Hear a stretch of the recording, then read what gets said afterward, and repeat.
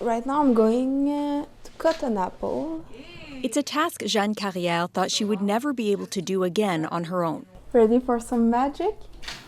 Simply cutting an apple is a milestone. How do you feel for yourself when you can see yourself doing this now? Oh, it's touching.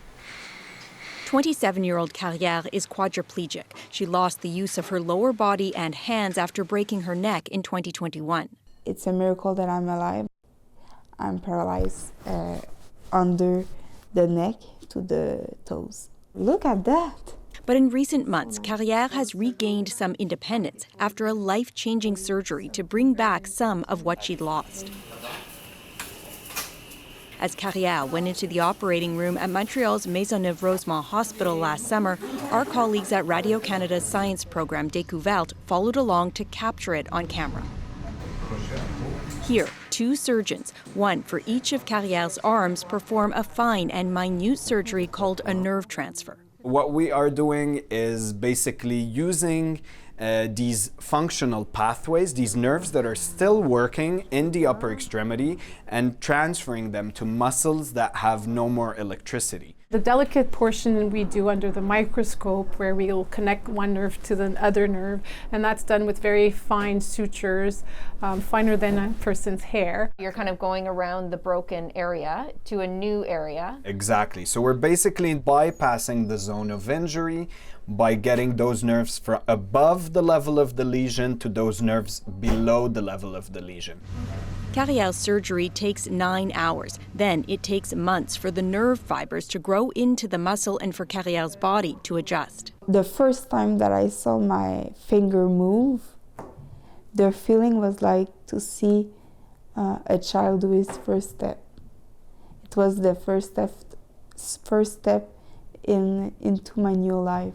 It's a world of difference. It's now been more than 7 months since her surgery. Now it's unbelievable what my hands can do. I can eat by myself in the more cleaner way. I can brush my teeth, I can cook. This is what I have so far. Nerve transfers have become more common in recent years, says Dr. Ming Chan.